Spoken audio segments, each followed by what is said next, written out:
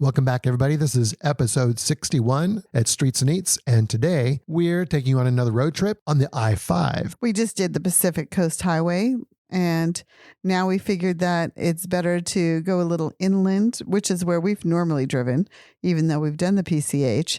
We drive I-5 a couple of times a year, every year. Welcome to Streets and Eats, the travel and food podcast dedicated to taking our listeners to the sights, sounds, and flavors of fascinating places near and far, both on and off the beaten path.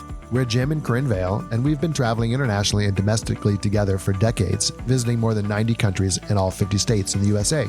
We'll share all of the local knowledge and food expertise we've gathered through years of living as expats in Asia and Europe, as well as traveling with families spanning multiple generations around the world. Join us each week for a new adventure. Well, you know what I'm drinking right now? Yeah. Orange juice. Orange juice. Okay, so everybody's like, why are they telling us about that? But you know, we live in Vietnam. And I'm going to go out there on a limb. I'm going to say the number one thing for me that I love in Vietnam are the fresh juices. Pretty much at every couple 100 feet. I don't know if it's that often, but yeah, every street corner, it seems like. It's pretty frequent. You will find a juice vendor. Now, the juices aren't always a lot of variety, but in Vietnam, you can always find orange juice.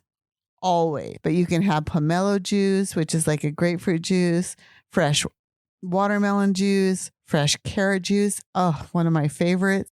Pineapple juice. My favorite is coconut water, I guess. Yeah, that's not my favorite, but it is yours. Anyway, a multitude of juices. And you can get them at every little stand, and they cost approximately about anywhere from, I'm going to say 85 cents to maybe $1.50. Yeah. And if you aren't outside driving or what have you, you can go into any mall and they will have, or any restaurant, I should say, or any bar. And they're also going to have a multitude of fresh juices. Now, the trick in Vietnam is that you need to say no sugar. They like to put sugar in everything. How do you say it? Cong Duong. Cong Duong. I'm sure I'm not saying that right. I know. The problem with Vietnamese is it is a very tonal language, and it is difficult. Well, this is what I've learned so far about the language, the written language. I think most people are familiar a little bit with the Vietnamese language. It uses our characters, the Western characters, I should say. They're not ours. But it adds all kinds of marks to it. Like a vowel might have 3, 4, 5 different kinds of marks. 5 different marks on it that all change the inflection. And we were complaining about French and Spanish when we were growing up, right? Right. They only have a couple of marks. This one, the Vietnamese takes the cake, let me tell you. The juice is amazing. And it's a little bit more expensive in a restaurant or in a coffee place, but you're going to be able to get it. It's going to be fresh squeezed, fresh squoze, whatever you say. And it's always delicious. And there's so many different choices. And it kind of cracks me up. Most places, if you get a mix, like let's say you want pineapple and orange, they're going to charge you an extra 10,000 dong. What do we spend here? And it's just funny because you're more than willing, of course, to spend that extra. What is 10,000 dong? 20,000 dong? Not even 50 cents. Yeah. To get exactly what you want. And and you can have fresh juice. And I'm going to say I try to every day, twice a day. Yeah. Many times a day. The problem with the apartment we moved into is we had to give up the fresh juice man that was just right outside the door where we were living before. Now it's a little bit further to get to the juice place. And the juice you're drinking today, I actually got at the supermarket, which was a liter of fresh squeezed juice for 85,000 dong, which is about $3.50 for a whole liter. So I've been drinking it for a couple of days now, and it's delicious. And it's just amazing. Amazing juice. It's fresh.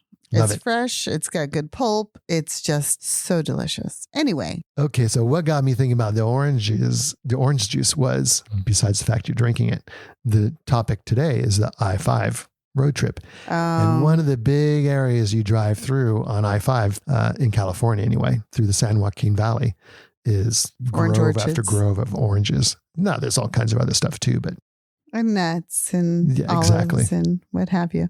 All the way up and down is all kinds of different produce. That's my least, probably one of, I mean, the actual orchards isn't bad, but a lot of the California parts of I-5, it's just They're hard to mind-numbing. drive through. But anyway, we, of course, lived in Washington State.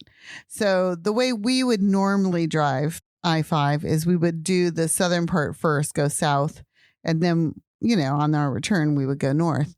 Because we have so much family in California that we're always going to California or Oregon or when I was growing up as a kid, it was the same thing. I was born and we grew up in Southern California at Huntington Beach. But then when I was about 8, I guess we moved to Northern California, but all of our family was still in Southern California. So we would, I think every summer at least, we'd all pile into our Volkswagen bus and head down I-5 to go visit the relatives in Southern California. And at that time, our I-5 bus was a bit of a clunker.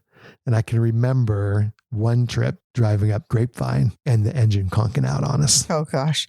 What a place. Midnight, 8 screaming kids in the car. It was a nightmare. You were never a screaming kid. I can't. Probably not. I'm sure you were not. Okay, so what is the I-5? Maybe a lot of people listening don't even know what we're talking about. It is the interstate that runs on the West Coast, kind of parallel with the Pacific Coast, but more inland.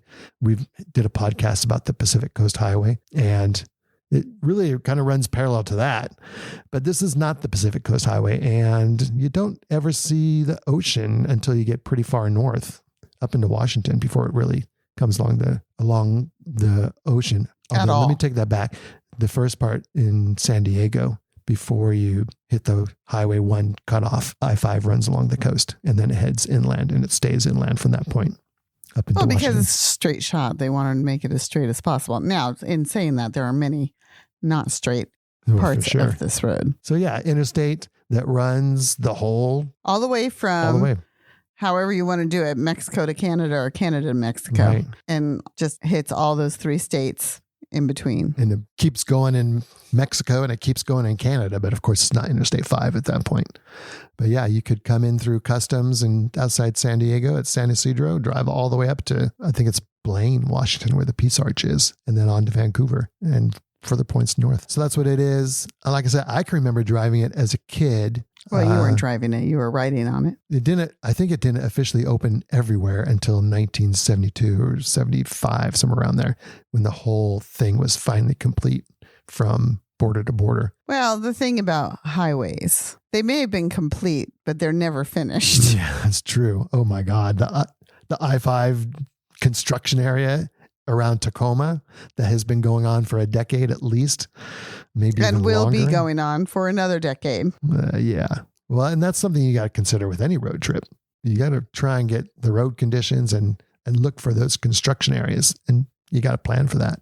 Well, and I think the other thing you have to pay attention to, because this is a very, I forget how many miles it is altogether, but a lot, like 1750 or something like that. Yeah. And the thing is, there's weather, because it goes from sea level to way up and high in the mountains, back down to sea level, and a couple of times. And therefore, you've got a couple of spots I would say are pretty rough driving. Yeah, you mentioned the Grapevine. That is, I need to take a Valium before I go there. You don't take Valium. I don't, but I wish you would. I should. Is what I should do. It would make my driving a lot easier. Yeah. There's also some really kind of hairy passes coming out of Oregon and into California. That's probably the scariest one. I think if you're not hauling something, you really need to, take your time and make sure that your towing capacity is correct and your brakes are working and blah, blah, blah, all that stuff.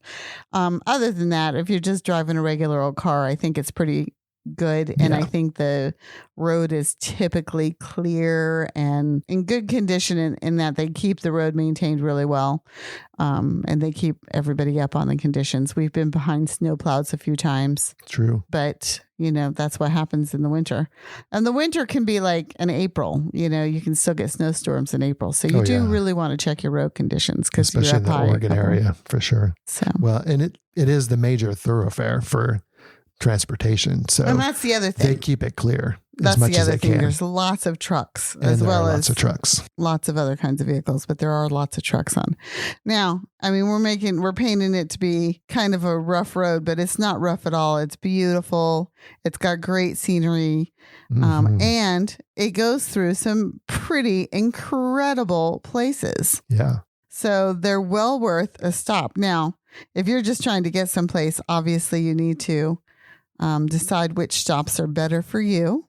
And on our blog, we've really listed that out. So we'll put a link to that article that we've written. But for the most part, you can stop anywhere and you're going to get good food. You can stop anywhere for some great hotels and things to do. So we'll talk about a few of those places. We're not going to talk about all of them because that would be like, 3 podcasts long. Right. Well, let's talk a little bit about why you would choose Interstate 5 for a road trip. The obvious reason is, like we've already mentioned, we were visiting family in different parts of the states, which is, I think that's the main reason why a lot of people do road trips is to visit family. Taking your kids to college. Heading to college for kids, moving to a new job. There's lots of reasons why you would be taking this road trip besides just to go out and travel and have fun. But what I would say is if you find yourself in those positions where you have to do a road trip to go somewhere, right?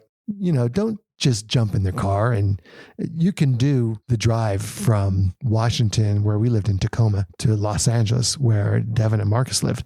They've done it in 2 days before. Yeah, that's pushing it though. That's like 11 hours of driving a day. And if you got 2 drivers, that's really not hard. The road conditions are pretty good. It's doable. But there's so much to see and there's so much to do along I-5 that So what we're saying is, but the reason you might have chosen I-5 is because you have some chore or duty or some reason to be doing it.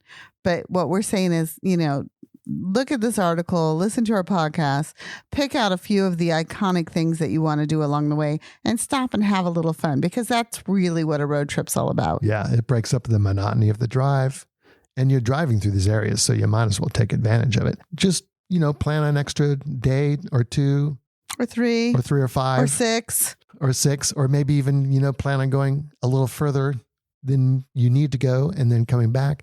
There's just so much to do. You could even combine I-5 with the Pacific Coast Highway if you have lots of time.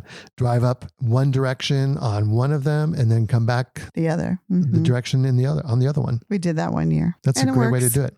Okay, so let's get started. For this one, we will go from north to south because that's the way we usually drove it. Yeah. And that's the way we'd normally take the most time to do it, because the other way we are going home. And when you're going home, you have a tendency to just get in the car and want to get home. There's a mind twist.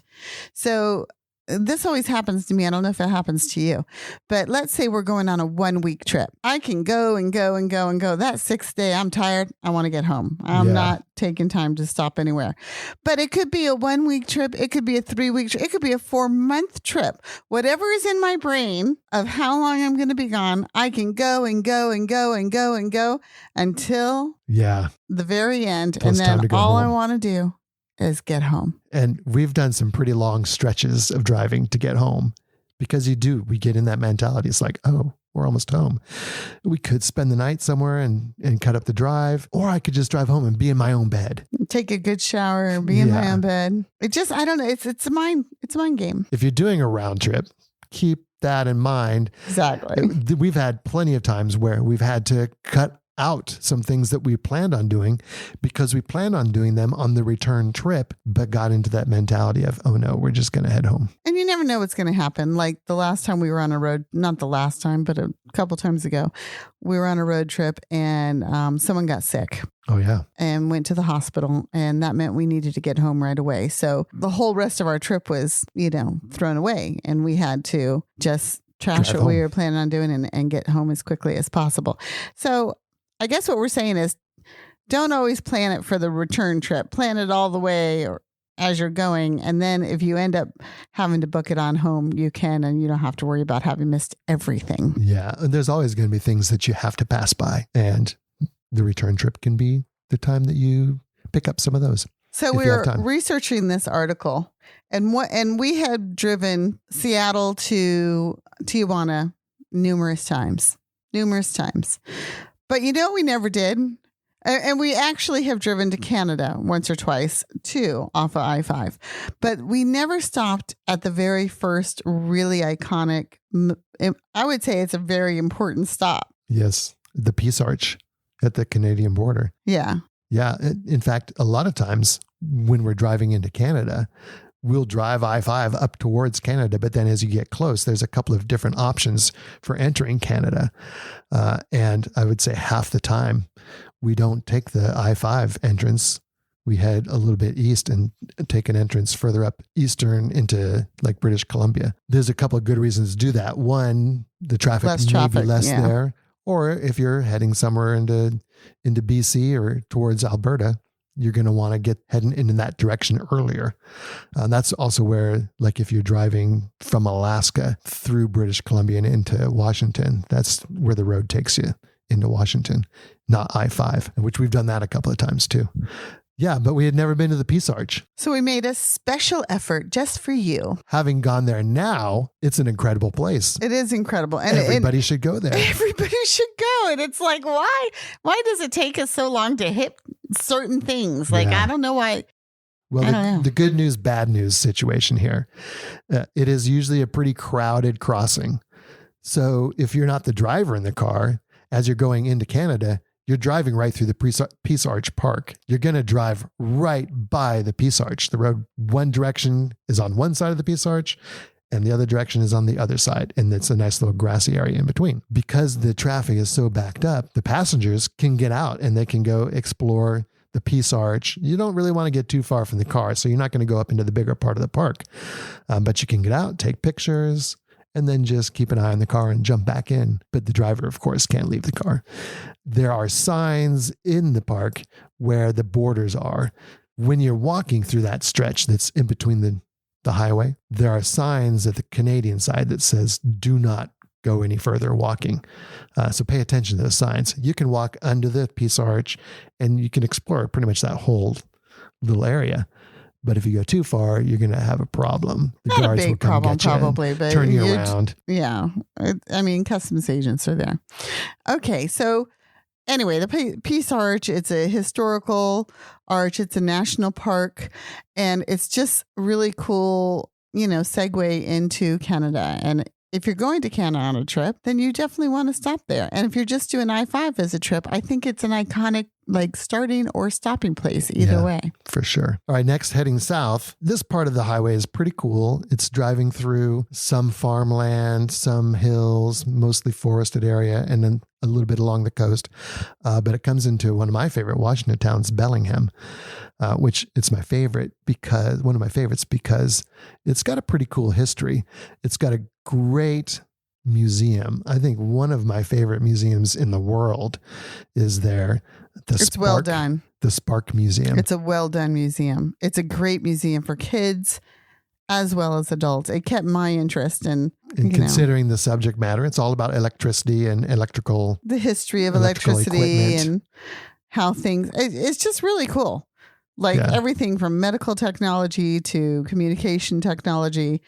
And a lot of it is interactive. The kids that we saw there, we went there without children, but there were plenty of kids in the museum while we were there, and they were having a blast. It was a great museum. Cool place. But the thing I like the most about Bellingham is it harkens back to our time in Alaska. Yeah. We lived 8 years in Alaska when Jim was in the military, and here's the thing. In Bellingham, that's where you take the Alaska Ferry, the Marine Highway system from the lower 48 up through the Inside Passage and into Alaska. I'm going to say out of my entire life, it's probably one of the most wonderful journeys that you can take is the Alaska Ferry. It's just So much fun. And so the terminal there is there in Bellingham that you're going to catch the ferry. And of course, you don't have to go just to catch the ferry. It's a nice terminal with a little museum and some seafood shack. That was pretty and good. a nice deck area that has like the info placards talking about the history of the area. It's just a nice little stop in and of itself. But I mean, if you're going on a vacation, man, take the Alaska Highway up to Alaska. Yeah, we could do a whole podcast. I'm sure we will. Then, of course, after that, we go down through the Skagit Valley and stuff. But then you hit everybody's favorite city. Sleepless in Seattle. I've never been sleepless at the wheel in Seattle. But there's so much to do in Seattle. That can be a good starting point, a good ending point for an I-5 road trip. And the good thing is SeaTac, right between Seattle and Tacoma, is a huge hub of an airport that you can easily get into and get out of at pretty cheap prices most of the year. And so you can go and rent a car from there. And like Jim said, that would be a good place to start your journey. Yeah. Great museums. Of course, the Space Needle. You can get out on the water there. Love it. And then where we lived, Tacoma, a lot of people just drive right through Tacoma, cussing out the traffic and the construction area. Well, it's gotten better because it has gotten better. Yeah, so they've that's actually nice. completed a lot of sections and it's much better.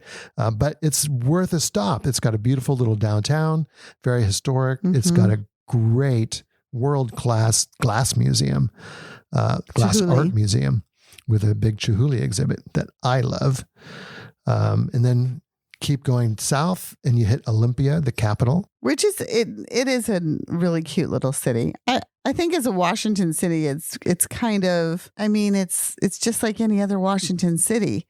It doesn't really feel special to us as Washingtonians, but I think anybody coming up would think that it's a really quaint, cute city. But that's how all Washington cities are on the rivers and waterways. It has a really cool vibe. And yeah, it's right on the water. It's at the end of the sound and it's the state capitol, and the Capitol building and the grounds around it are really beautiful, especially in spring with the cherry blossoms. We love cherry blossoms. How many times have we mentioned them to you? And then heading south, you don't really hit any more cities in the Washington area. You do go past the chance to go into Mount Rainier National Park, the chance to go to Mount St. Helens. Mount Rainier isn't too far off the highway, and it's definitely probably worth a detour. Mount St. Helens, I think you have to be a little bit more into the whole Mount St. Helens eruption and geography. That's a little bit longer of a detour, and I think that... Yeah, pretty drive, but it's going to take you a little time. But you don't get to any really major cities after that until Portland. Yeah. And Portland, you're driving through the whole city, it seems like, on I-5. Yeah. You drive right along the river for a while and you get a really good view of the downtown area. Mm-hmm. Another place a lot of people drive right through, but it is also a great place to stop and spend a night or two. It's such a foodie destination. Oh, yeah. So many great foods and wines from the surrounding valleys. Microbrew. Mm-hmm. Yeah, it's a great place to stop. Very hipster, of course. And we like to go there to go to the Powell's Books because it's just one of those bookstores that is labyrinthian. But there's also just really good restaurants and museums and things to do there. Then you keep going south and now you're driving through a lot of farmland and a lot of pastures. There's a lot of sheep along that stretch for some reason. There's a lot of sheep, it's kind of surprising to see that much sheep out your window. You expect to see cows, I think, in the States, but sheep is not something we expect to see as much. But a lot of greenery, rolling hills, kind of off the highway a little bit. You're not really driving through the mountains yet, but then you get to Salem, the capital of Oregon, and it's a pretty cool place too. Again, it's near the Willamette Valley where all the wineries are, so there's a lot of wine tasting there. If you're a wine connoisseur, you want to stop in either Eugene, well, probably Salem or Portland area, somewhere along that stretch, because that Willamette Valley has some of the best wines in the United States. So if you're a connoisseur, make sure that's one of your stops. Yeah, for sure. Other than that, they've got like both Salem and Eugene, I think, are kind of similar in that they've got these cute little downtowns. They've got this whole sort of frontier-y, hipster, kind of modern, but brick feeling. I don't know how to describe it. Do you know what I mean? Almost like a Western, but not like the Wild West, of course. Yeah, I think of that brickwork along like a Main Street type thing is a very Western feel to it, to me. Western city feel. So I really like that. But then after you leave Eugene, you're kind of heading into the mountains. Yeah, big time. And again, depending on what time of year it is, you really should be paying attention to the weather as you drive through there. They keep it pretty clear, but if you happen to be going through during a storm or right after a storm, you're going to have to wait somewhere while they do clear it.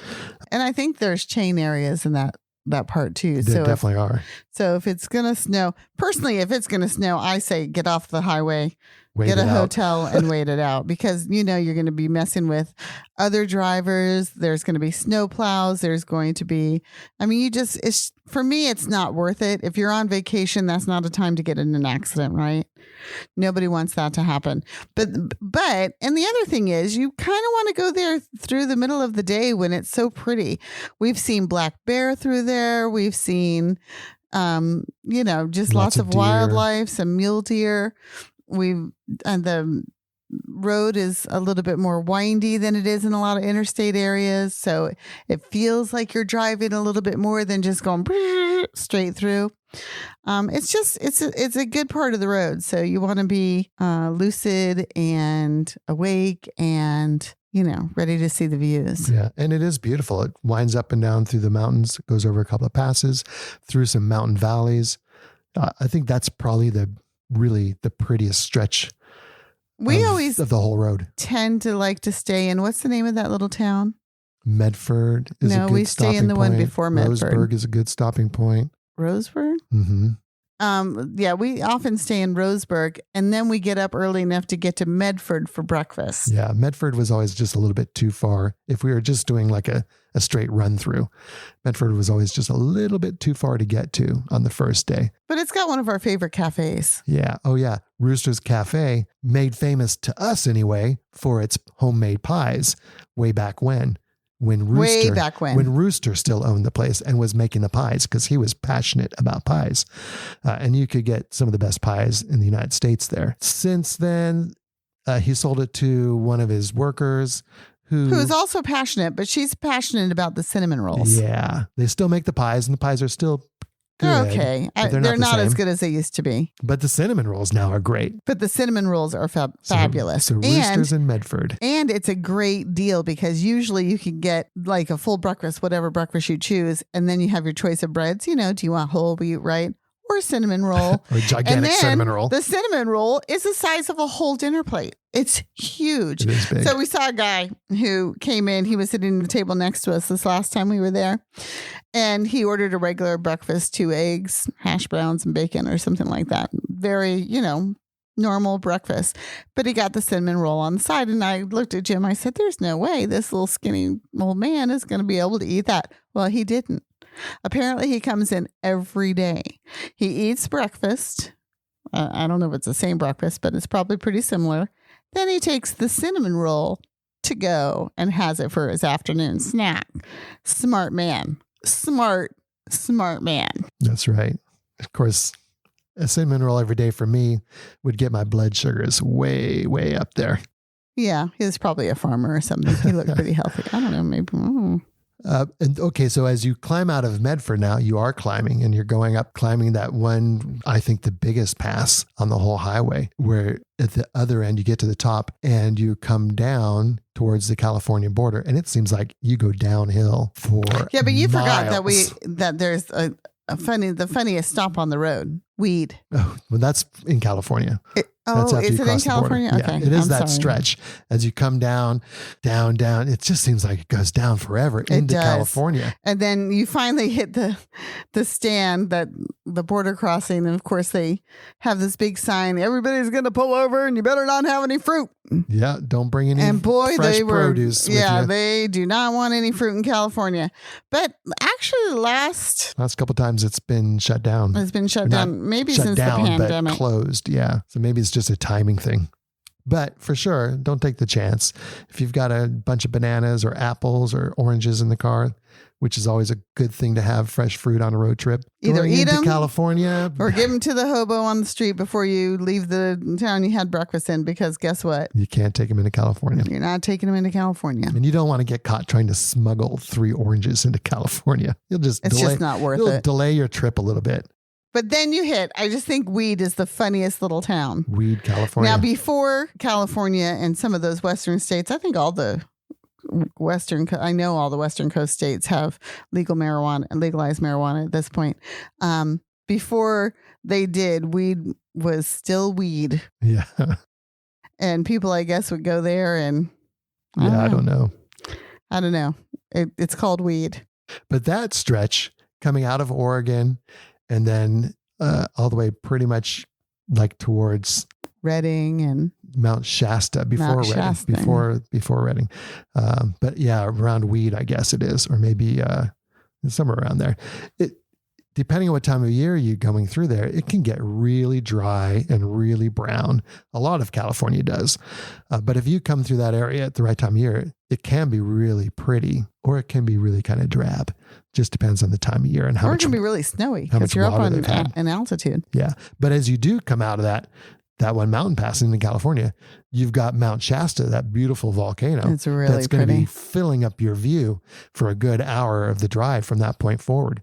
And then you're driving through, old growth pine trees. Well, not just that, but after that part, like right around the Mount Shasta part, to me, that feels like so Old West because it's got most of the year. There's a few times a year it gets greener, like spring and what have you. But most of the year, it's like this golden brown, and the poppies are out, the California poppies are out on the side of the road and stuff, but you see the cattle off in the pastures, and they're the rolling hills with almost no trees, and the trees that are there are kind of gnarly, and it's just really, really, to me, it feels so Western. There's even a couple of places where you have like iron or metal sculptures and things like that.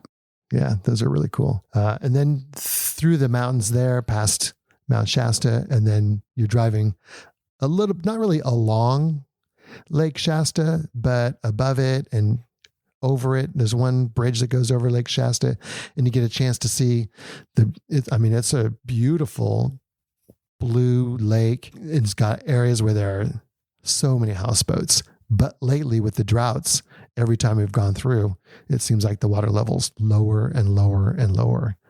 And since we do drive I-5 as frequently as we do, in Jim's family, the California clan, most of them are California clan, they just have this love of knowing what the level of Mount Shasta is. It gives you a good feel for what the drought is doing to the state. I guess so. I'm not a Californian. I didn't grow up having to worry about that stuff. Yeah. So it's sort of foreign to me, but every single time, the first question out of anybody's mouth was, how was Lake Shasta? What was the water level at Lake Shasta? Well, the last time we went through, oh boy. It was kind of scary the last time we went through. It was pretty low, but they've had the flood since then. So maybe it filled up a little bit. It's probably higher now. So you come out of there and you're in Redding. Redding is also a place that we have stopped quite a bit. It's a good location if you are going to be exploring the Shasta area. It's a good base. There's some good food there. There's some comfortable hotels. But there's not a lot before it coming from the north, and there's not a lot after it until Sacramento. So it's a good stopping point. So it makes sense to stop there.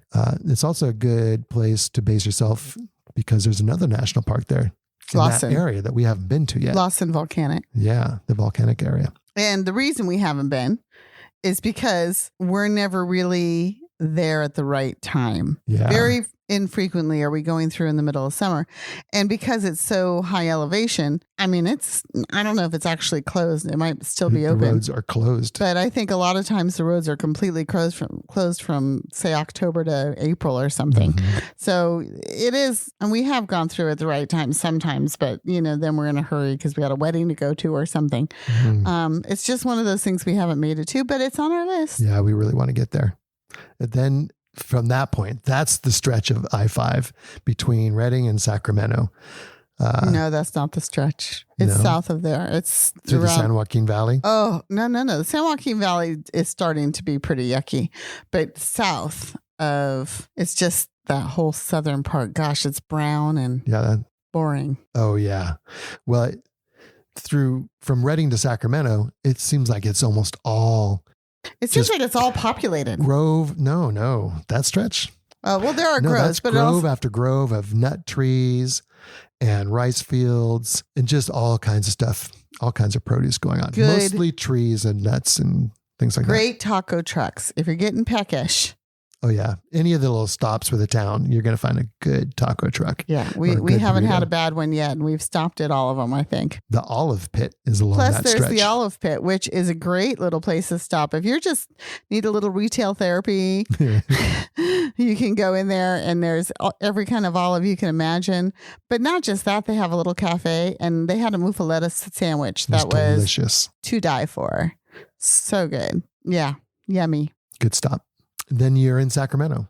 And that's And another Sacramento capital. is a nice little city. Yeah, I really like it. It's also another place that you might want to spend, a night because there's things to do in the area. Old Sacramento and the old railway museum.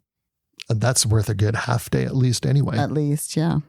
Yeah, really beautiful rose garden at the Capitol. Mm-hmm.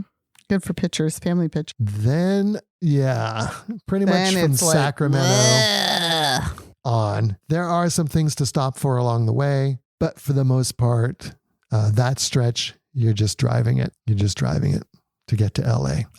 We've got a couple of stops mentioned on our post. Again, But the thing lunch is, breaks are really great because you're going to find some good Mexican food off the road. right. And the places that we have mentioned, like you have to get off piste a little bit. You have to get off I-5. You could go, and these are really worthwhile stops. There's the President Reagan Presidential Yeah, as you're Library, getting closer to which LA. is really, really, really a cool place. Then when you get down to Oxnard and what's it called? Mubu? No, I'm saying it right. The Mugu? beach there, Mugu. I mean, those if you are, want to head towards the coast at that point. yeah, you could do that. And then you can go to Channel Islands National Park, which is cool. But you're getting off I-5 when you're doing this. So you just have to know that. Well, one thing that's a little bit closer to I-5 is the Antelope Valley Golden Poppy Poppies. Fields. But that's seasonal. And that's very seasonal. That's yeah, right. you got to go there in spring. If you go there in spring, which we did, we hit it very Perfectly. perfectly one year. It's breathtakingly beautiful. Rolling hills Stunning. covered in gold is incredible. But that's like right as you get to Grapevine. And Grapevine has a couple of lakes that are pretty good. It does. But it is a scary drive. Oh, like I said, volume time. And then you're coming down into LA. And of course, LA, you could easily spend weeks in LA, 2 weeks, 3 weeks, Yeah. and never run out of things to do. I mean, just eating. Just eating. Going Which to is my favorite thing. Disneyland, Hollywood, touring Beverly Hills.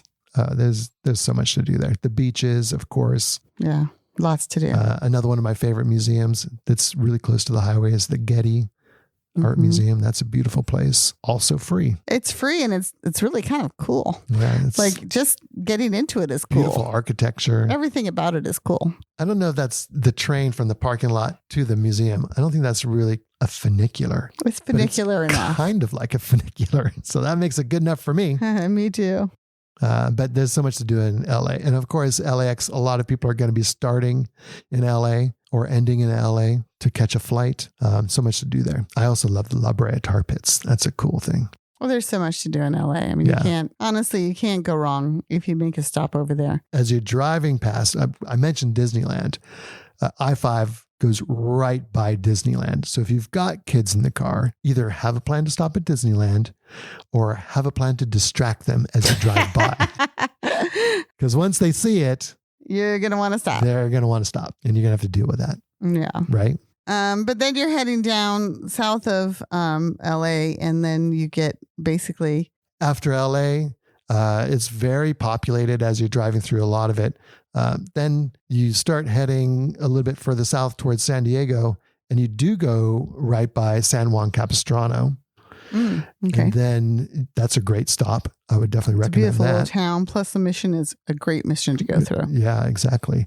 And then it heads right for the coast from there. And at that point, right where it meets the coast, that's Dana Point. And that's where the PCH starts. The Pacific Coast Highway starts at Dana Point. So you could get off the 5 there and head back north if you wanted to along the coast. Or from that point, it does really hug the coast all the way to San Diego. And San Diego is another great place. We've been to San Diego before, but we never really spent a whole lot of time there. So Jim and I, again, because we were writing this post mainly, we were like, okay, we got to get to San Diego. This is the year we're going to San Diego. And so we go to San Diego. We're like, we've been messing up. We had gone before. I mean, we've gone but for some reason we didn't really, I don't know. I didn't find the charm in it as much as this time. Me neither. But there's a lot to do there. Of course, the San Diego Zoo is world famous. And that is a full day. And it's so much fun. There's so much going on there. And they have amazing exhibits, amazing plants. Yeah. If you're a botanist lover. Beautiful. It's so worth it. Doesn't even matter if you have kids. Yeah, for sure. And the park area where the zoo is at is also just jammed full of really great museums, parklands, of course. You could spend a whole day up in that area easily outside the zoo. I was going to say on top of the zoo. Yeah. Really good Mexican food again. Some of my favorite tacos are there. We love Mexican food. It's one of our top cuisines in all the world that we love. We love a lot of food, as you well know, but we really, really love Mexican food. So we're always looking for the best. And what did we find? Down by not far from the Hispanic Park, there was this little part of the town that was very Old Town. It was Old Town. Oh, it was Old Town? Mm-hmm. Yeah, that's a great little national historical park, actually. Definitely worth a visit. So we pull up and there's these little old ladies making tacos. Oh, yeah. That was a little bit before that. Is it called Tres Abuelos? No. Abuelitas? No. Okay. Well, it'll be on the show notes. Basically, it's just some old ladies and their helpers, and they're just in there making tacos, and burritos, and more tacos, burritos. So cool. So cultural. The food is delicious. Of course, the line is out the door and you want to wait in that line. It's not a place you're going to sit. It didn't take long eat. anyway. No, they move quick because you walk in the door and you're going through the line. First person's, what do you want? Do you want it with rice? Do you want it with beans? Boom, boom, boom. They're sticking on the plate. They wrap it up. You pay the person at the end and out you go. So it moves really, really quick. So that was, we'll put that in the show notes. You definitely want to try that place if you're anywhere near San Diego. There's a lot of good restaurants in San Diego. One of our favorite places there too was the Cabrillo National Monument. Oh yeah. There's the warship that you can go on. The USS Midway is there. The Midway. Take a harbor cruise. That's a cool harbor cruise. It's a really cool harbor cruise because it's a massive Navy presence there, of course, and on the harbor cruise goes through a lot of the Navy area. You get to see a lot of just regular San Diego, but it also goes through a lot of the Navy area. So which you get to see the not ships. Something a normal run-of-the-mill citizen of the United States is going to see. I mean, you're not allowed to be there even then, but you're on a boat, so it's okay if that makes sense. Yeah. Yeah. So pretty good stop. Definitely a couple of days in San Diego for sure. Yeah. And then when you keep going down further, you hit the border. You hit Tijuana. And Tijuana, everybody knows about Tijuana. It's fun. It's worth a good place to go. And by the way, they have good Mexican food. I was going to say. And there's good Mexican food. Or should we just say, and there's good food? Yeah. And there's just good food. Because it is Mexico. Anyway, we, living up in Tacoma, ended up driving I-5 many, many, many times in the last few years. And we've come to know it pretty intimately. And at first, I just was sort of grown every time. That's true. You would. I would. The idea of it was just because it's long. And if you don't stop and do a few things along the way, it's long. It's long. And Yeah. So you don't want to do it. But if you stop along the way, like we're suggesting, and you take in a few of the iconic places, just the really fun little towns and cities and the good stuff, and eat some good food and have fun with the kids walking along the river walks and things like that, you're going to really enjoy it, I think. Yeah. And there's a few quirky stops along the way, like the Enchanted Forest, things like that. I really love the Mission at San Juan Capistrano. There's just a lot to do. Now, if you're driving it, a lot of people really want to know about like rest breaks, restrooms, and things like that. The good news is nowadays, the rest stops all along I-5 in all three of the states have mostly been renovated, cleaned up. They're comfortable, clean stops, and you definitely should not drive by one. You should drive by one. Meaning, if you got to go, don't hold it. Don't hold out looking for something better, because you're not going to find it. Right. They're good. And a lot of them, have picnic tables. They have dog areas. They have lots of good shade. There's good parking. It's just, they are actually much better than maybe they were even maybe not that long ago, pre-pandemic, I would say. Yeah, they've done a lot of work on, like I said, all of them along the highway, all three states. The other tip I would give people driving I-5 is, if you're a Costco member, do a little bit of research and find the Costco's, or take a look at there's one in I-5 Salem map. that's right off the road. Pretty much every stop for gas you need, unless you get really bad gas mileage, you can find a Costco pretty close to the highway, and you're going to save a lot of money on gas that way. Down in California even. Oh yeah. Almost enough even to say, if you're not a member, it's worth getting the membership. It's worth getting a membership, yeah. Especially if you have a Costco near you. We're not sponsored by Costco, but but it is a good tip for gas, because we're budget that's conscious. So that's right. We were always looking for Costco's, and that worked out really well for us. I think. And if you are in a hurry, it's also not a bad stop to hit the bathroom and grab a slice of pizza. Or for $1.50 or whatever. Or a chicken. Or a whole chicken for $7.50. There's no good Mexican food, which is good to take out. Which is good to take out on a picnic. All righty. Well, we hope you enjoy driving I-5 after listening to our podcast. All right. Thanks for listening to this episode of Streets and Eats. If you liked what you heard, please show us some love, hit the like button, and leave us a review. Maybe even subscribe so you don't miss any future podcasts. Also, we'd love it if you joined us on our Facebook private group, Streets and Eats, where we just have an ongoing conversation about all things travel. Ciao for now.